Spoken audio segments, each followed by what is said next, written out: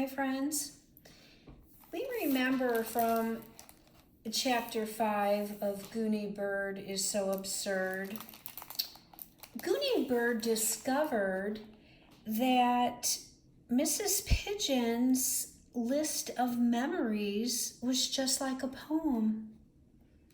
And she thought about how if you give it a title like a theme, you could make a list of something and turn it into a type of poetry.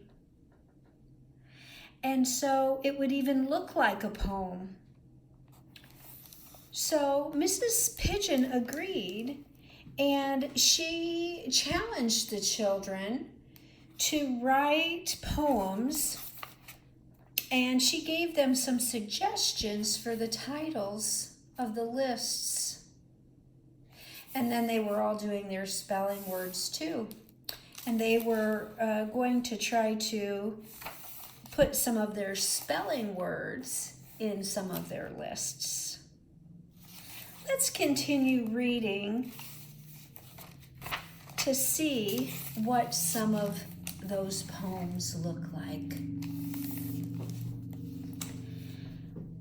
As usual, Barry Tuckerman was the first one finished. Now, with his pencil down, his paper neatly folded, his hand shot into the air. I'm done. I bet mine's the best. I'm the best poet in the class. Poetry is not a contest, Barry, Mrs. Pidgeon reminded him. There is no best or worst. Whatever, Barry said. Can I read mine? She nodded, and he stood beside his desk. He read, These Things Make Me Laugh by Barry Tuckerman, author. Cartoons, jokes, my dog, clowns, mouse, towel. Then he sat down. The class, including Mrs. Pidgeon, was silent for a moment. Then Gooney Bird gave a loud sigh. Barry, Barry, Barry, she said. That was awful. You can't say poetry is awful, Barry said. Poetry is whatever you want it to be. But it was, Barry, Felicia Ann whispered. It was simply awful. Did you want it to be unimaginative, Barry, and boring? Gooney Bird asked. Barry scowled and shook his head. He looked at his paper. I guess not, he said finally. Well, let's revise, Gooney Bird suggested. Let's add details. What is funny about these things? Why do they make you laugh? Barry shrugged his shoulders. I don't know.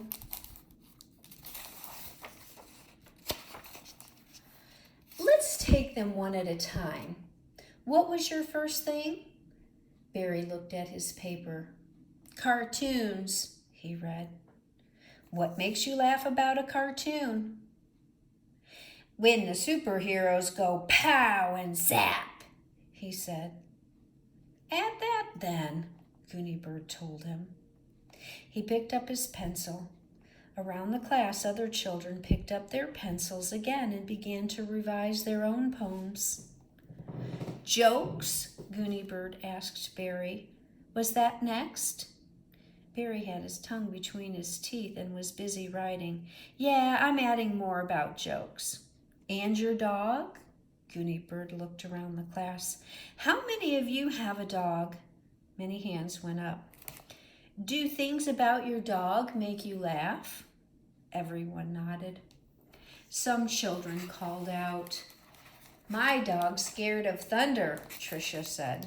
He hides under the bed and we all laugh at him. Barry looked up.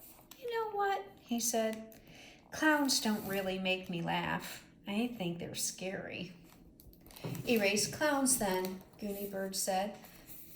A part of revising is deciding what to take out. Barry almost won't have nothing left in his poem, Tyrone said.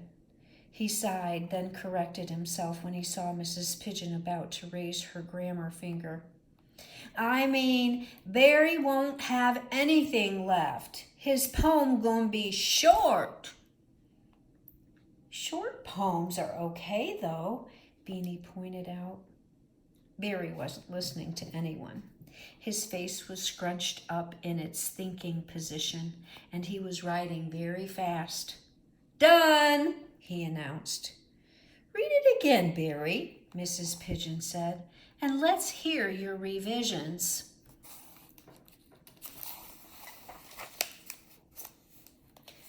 Barry stood. He read, Things That Make Me Laugh by Barry Tuckerman, great author. Cartoons that go pow and zap. Jokes like, Why did the moron? Or knock knock. And my goofy dog, because once he chased a mouse, and when my mom threw a towel over them, they were both bumps under the towel. The mouse scurrying, and my brave dog ready to go, pow and zap. The class laughed and applauded. I used 6 spelling words, Barry said proudly, and I wrote a good poem. Gooney Bird went to him and gave him a high five. Ouch, she said. I should never do that when wearing a diamond ring. The really impressive thing, Mrs. Pidgeon said, is that Barry wrote his list poem without wearing anything on his head except his own hair. Maybe hair is enough to warm the brain. What do you think, class? But all the second graders, even those who had not put on brain-warming hats, shook their heads. Even Barry shook his head. I think I could have done my poem faster and better if my brain had been warmer, he said. Tomorrow I'm bringing a hat. Mrs. Pidgeon laughed. Well, she said, all right. And maybe tomorrow we can work on a poem for different voices. That's a poem that we recite together, like taking different parts. Like a play? Asked Beanie. A little like a play, I suppose. I want a big part, said Chelsea. I want to be a star. A superstar, Malcolm said. He stood up and bowed deeply. Thank you to all my many fans, he said.